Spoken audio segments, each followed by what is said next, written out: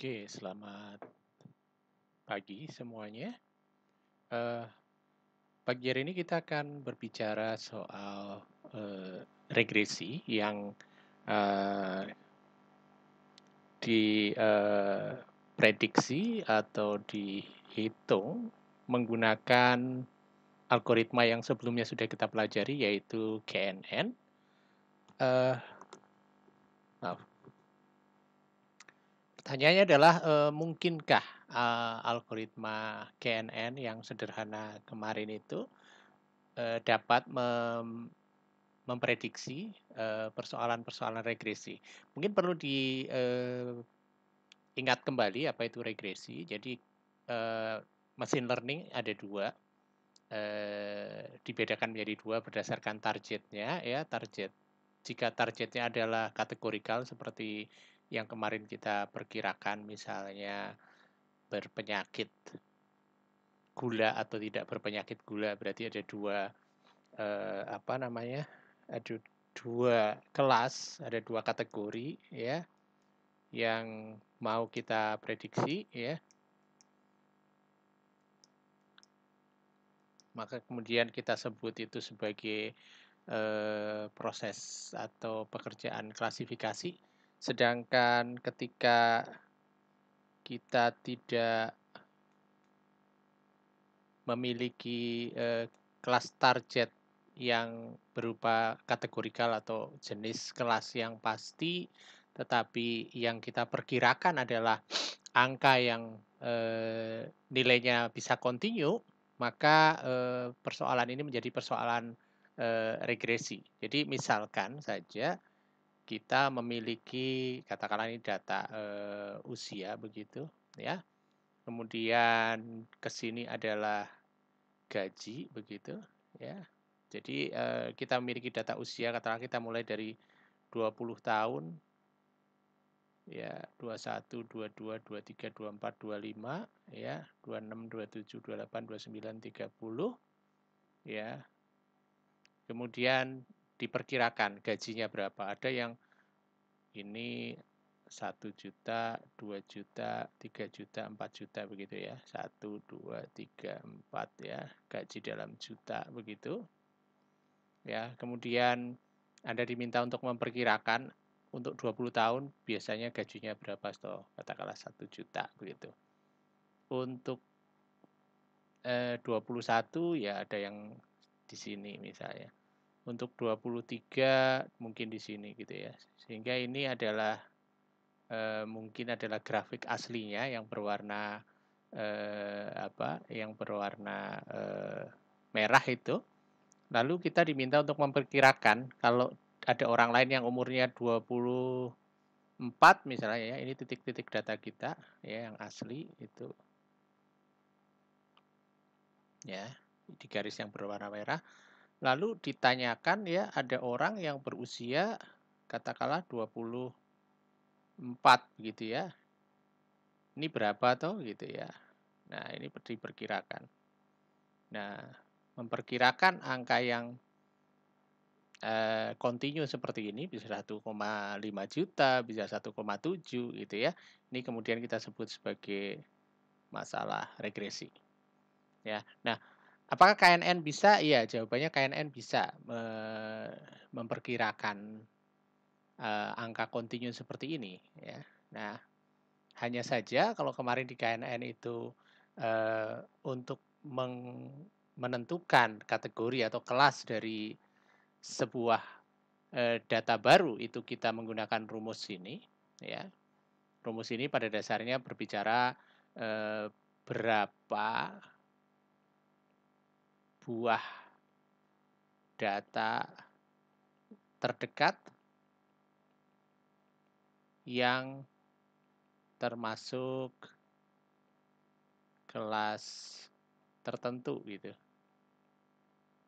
Ya, berapa buah data terdekat ya, maksimal adalah K, begitu. K adalah nilai K dari KNN begitu, ya.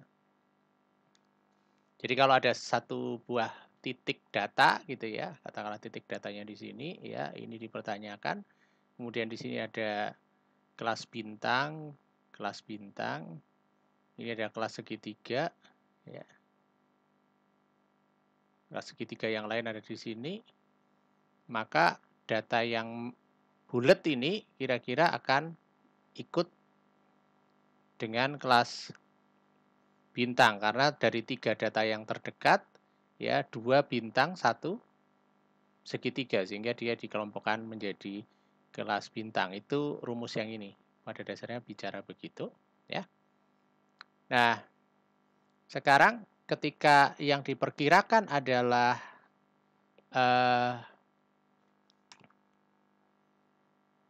nilai kontinu. Jadi kalau tadi ini bisa nilainya bintang atau segitiga ya nilainya discrete atau kategorikal, maka sekarang nilai f aksen f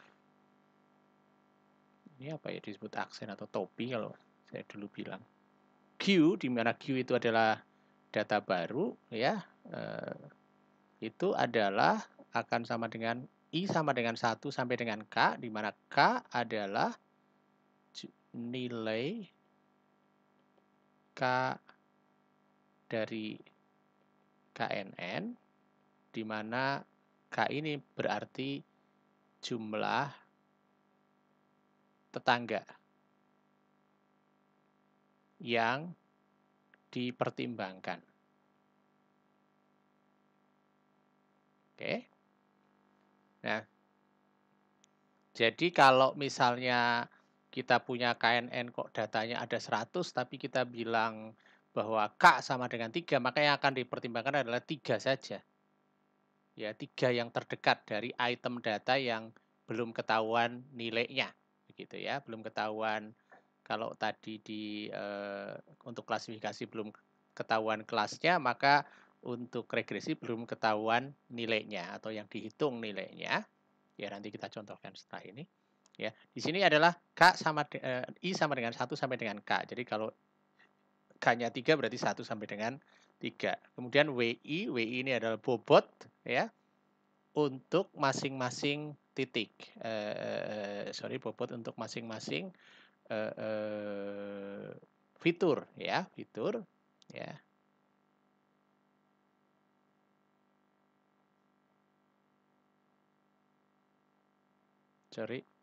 Ini maksudnya adalah bobot untuk masing-masing titik ya. Jadi titiknya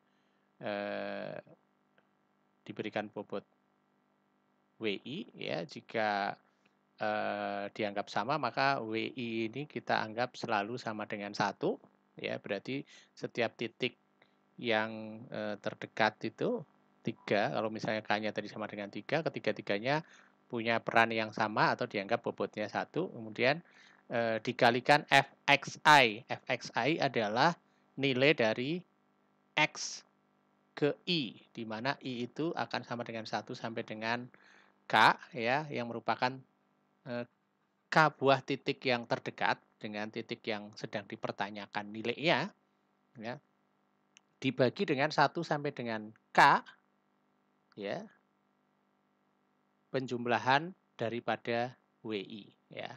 Oke. Di sini dituliskan bahwa W sama dengan 1 untuk semua I ya. Jika yang dipakai adalah unweighted atau dianggap bobotnya sama. Bagaimana kalau bobotnya dianggap berbeda ya nanti nilai WI-nya berbeda. Untuk yang paling dekat misalnya diberikan nilai lebih tinggi daripada yang lain ya, maka nilainya bisa jadi lebih dari 1. Kalau yang bobotnya lebih kecil maka diberikan nilai yang kecil. Oke, nah ini contoh. Karena kemarin kita bilang bahwa KNN ini merupakan lazy machine learning algorithm, jadi dia tidak membuat model, tapi KNN ini hanya akan menengok data latih ini, ya ini adalah data latih karena data ini sudah ada kuncinya, ya sudah ada nilainya, ini adalah nilainya ya. Kalau ini adalah X atau masukan, maka ini Y-nya ya. Jadi ini adalah nilai yang diperkirakan begitu ya. Oke, sehingga kita punya ada 11 data. Dari 11 data ini sudah ada nilainya nih, weight-nya sudah ada nilainya. Cuman untuk data ke-11 ini weight-nya nggak tahu ya, tapi dia tahu height sama height tinggi dan, berat. Ini tingginya dalam feet ya, makanya nilainya kecil. Oke. Tinggi dan, usia. Nah, diminta untuk memperkirakan berapa berat badannya. Nah, jadi ini kalau kita plot tadi ya, ada umurnya ke kanan ya, kemudian ada, height-nya, tingginya itu ke atas ya. Semua data ke 1, 2, 3, sampai ke 10 tadi sudah ada nilainya, ya. Cuman data yang ke-11 ini tadi belum ada nilainya, inilah yang dipertanyakan ya. Ini saya perjelas saja dengan angka 11 di sini. Ya, ini yang sedang dipertanyakan, ya. Nah, bagaimana cara ngitungnya? Nah, katakanlah kita menentukan bahwa K sama dengan 3 ya. K sama dengan 3, lalu apa yang dilakukan? Nah, di sini saya akan bertanya FQ, di mana Q adalah 11 tadi ya. Perkiraannya berapa ya? I sama dengan 1 sampai dengan 3. WI atau bobot ke I. F X ke I ya. Dibagi dengan penjumlahan ya. Sigma I sama dengan 1 sampai dengan 3 ya. Untuk WI ya. Kalau kita anggap bahwa semua data itu punya bobot yang sama, data yang terdekat itu punya bobot yang sama, maka ya diasumsikan asumsi WI sama dengan 1. Jadi W1, W2, W3 itu sama dengan 1 ya. Oke. Maka ini saya tarik ke bawah ya. F perkiraan ya. Dari Q ya, yaitu data ke-11 tadi ya. Kalau kita lihat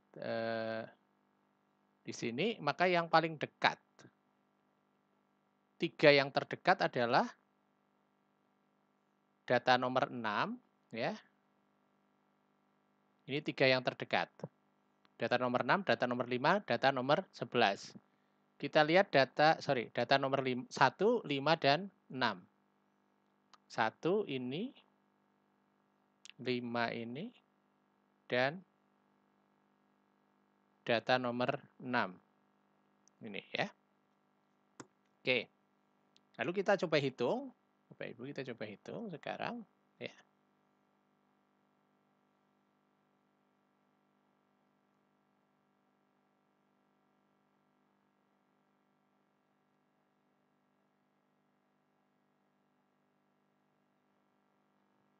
Data nomor 1 tadi ya. Ini kan tadi saya buang sigmanya berarti menjadi penjumlahan ya. Sigma itu kan sama dengan penjumlahan ya. Penjumlahan dari data yang paling dekat tadi adalah data nomor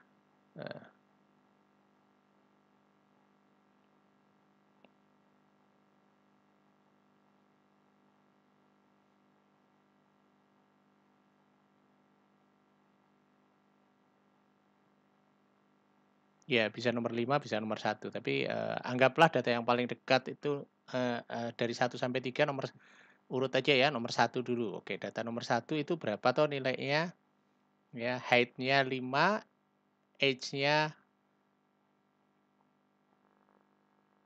45 ya. Maka di sini weight-nya itu 77. Jadi Fx 1 itu sama dengan W1. W1 itu tadi diasumsi W1 sama dengan 1 ya, karena bobotnya semuanya sama kan. Dikalikan 77 ya. Weight-nya, weight atau berat badan untuk data 1 adalah 77. Ditambah dengan yang terdekat kedua adalah nomor 5 ya. Data nomor 5 itu adalah 4,8 sama 40 itu weight-nya 72. 1 dikali 72. Ya. Ditambah data yang dekat ketiga adalah data nomor 6 ya, tadi data nomor 6 ya, data nomor 6 ini adalah 60. 1 dikali 60 ya, dibagi dengan WI ya, I sama dengan 1 sampai dengan 3, berarti 1 ditambah 1 ditambah 1 ya, ini akan menjadi 77 ditambah 72 ditambah 60 dibagi 3 ya, itu akan sama dengan berapa tuh? Minta tolong yang punya saya hitung pakai kalkulator ya. 77 tambah 72 149 tambah 60 209 dibagi 3 ya. Semoga benar 209 dibagi 3 ya. Jadi kira-kira 70 kurang sedikit ya. Kalau 70 kan 210. Tuh, kalau 69 207. Jadi ini kira-kira beratnya 669 ya, 67. Semoga benar. Kalau nggak benar nanti tolong dikoreksi. Teman-teman koreksi ya. Oke. Nah, jadi ini adalah perkiraan untuk data nomor 11. Perkiraan untuk data nomor 11 yang didasarkan kepada ya nilai-nilai yang paling dekat dengan data nomor 11 tadi. Oke. Nah, untuk menentukan data yang terdekat itu kemarin kita bisa memakai distance measure ya, bisa memakai rumus rumus Euclid atau Manhattan distance atau distance yang lain ya. Oke. Ini bagaimana KNN bekerja untuk memperkirakan data kontinu atau melakukan regresi. Nah, ini adalah ini adalah kode program ketika kita ingin memakai KNN untuk menjadi regressor ya. Anda tinggal mengimpor saja ya dari library sklearn. Anda impor KNN K-neighbor regressor. Jadi itu yang diimpor ya. Lalu diberikan K-nya ya. Kalau di sini K-nya diberi 10 ya. Kalau Anda mau K sama dengan 3 ini tinggal diganti menjadi 3. Oke, ya, boleh diganti. Yang penting angka bulat di sini ya. Kemudian pada saat kita mau membuat modelnya ya langsung aja KNN fit X, Y ya. Lalu ini adalah fungsi untuk menghitung kualitas ya, kualitas apa? Kualitas hasil regresi. Ya, dia pakai MSE. Kita akan bahas nanti apa itu MSE setelah ini ya. Oke. Ya. Jadi kita pakai MSE langsung saya bahas apa sih ukuran kualitas hasil regresi. Apakah bagus atau tidak. Ya, karena kita memperkirakan sebetulnya prinsipnya gampang. Kalau kita memperkirakan, kita ingin hasil perkiraan kita itu tepat atau tidak meleset begitu ya. Jadi kalau di sini N itu adalah jumlah data yang diperkirakan ya. N adalah jumlah data yang diperkirakan.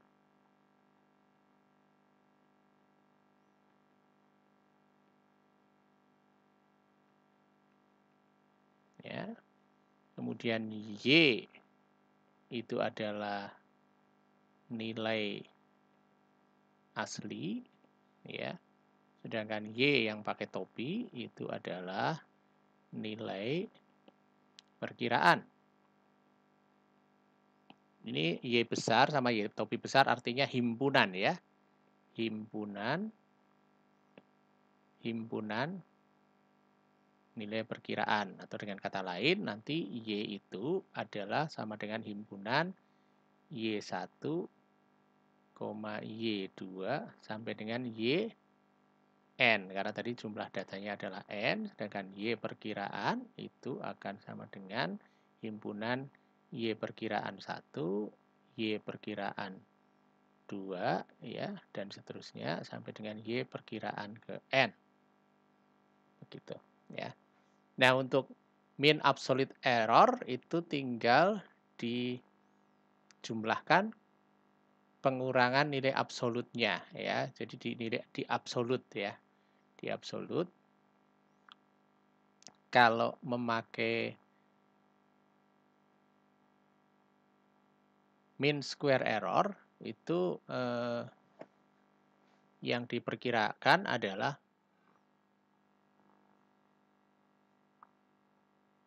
sebentar saya cek apakah ini rumusnya benar atau keliru ya. Kok saya agak ragu dengan rumus ini.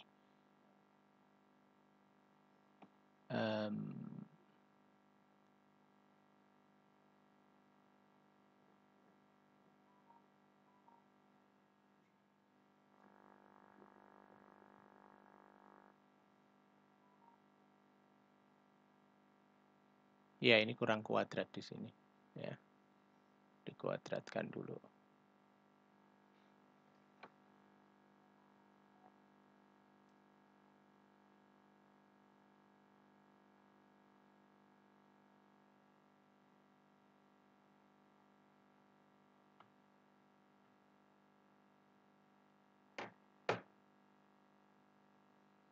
Oke. Jadi ini adalah cara menghitung ya. Jadi kalau Anda punya 3 buah Y ya atau 10 buah Y atau N-nya sama dengan 10 ya nanti tinggal dijumlahkan aja. Y 1 min Y perkiraan 1 di absolut ditambah ya.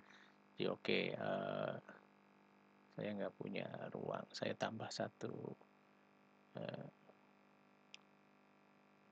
Saya tambah 1 halaman dulu. Gimana tadi?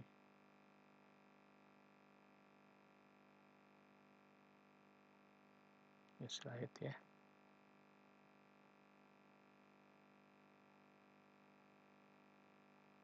Oke. Itu tambahan dulu. Kalau misalnya kita punya Y aslinya, katakanlah kita punya 5 data saja ya. Itu Y1-nya itu 70. 7, Y2-nya 76, Y3 aslinya itu 60, Y4 aslinya itu 80, Y5 itu 71 begitu ya. Kemudian Anda dari hasil eksekusi KNN Anda memperkirakan atau mempredik Y1 perkiraannya menjadi 76 ya. Y perkiraan 2-nya 77. Ini perkiraan ini 61, yang ini 79, yang ini 72. Oke. Maka kalau Anda memakai rumus pertama tadi ya, nilai absolut ya. Nilai absolut itu akan sama dengan tadi rumusnya saya copy di sini. Sama dengan 1 dibagi N, 1, 2, 3, 4, 5. Jadi N-nya sama dengan 5 ya. Nilai absolut dari Y dikurangi Y perkiraan gitu ya. Ini MAE ini akan sama dengan 1/5 dikalikan ya 77 minus 76 ditambah 76 minus 77 di absolut ditambah 60 minus 61 di absolut ditambah 80 minus 79 ditambah 71 minus 72 ya. Ini ya kira-kira 1/5 dikalikan 1 tambah 1 tambah 1 tambah 1 tambah 1 ya. Saya buat gampang ngitungnya ya. Jadi ini akan sama dengan 5 dibagi 5. Jadi kita ketemu MAE ya. Mean absolute error-nya adalah 1. Gitu ya. Itu cara menghitung cara menghitung manualnya gitu. Tapi jangan khawatir, Anda nggak perlu menghitung manual begini ya. Ini Python sudah menyediakan untuk Bapak Ibu untuk menghitung ukuran baik buruknya regresi ya. Ini malah ada fungsi R-score, R2 score, mean absolute error, mean square error. Ini nanti tinggal diimport fungsinya, ini diimport fungsinya lalu dijalanin ya.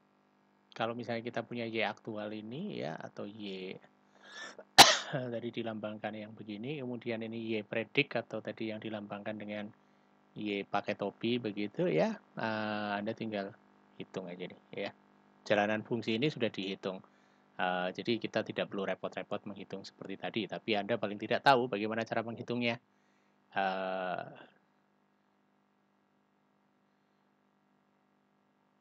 Oke, saya kira itu yang perlu saya sampaikan untuk menggunakan regresi dan matriks ukuran baik buruknya hasil regresi ya pada pada regresi dan tadi kita menggunakan KNN untuk menghitung regresi. Terima kasih, selamat belajar.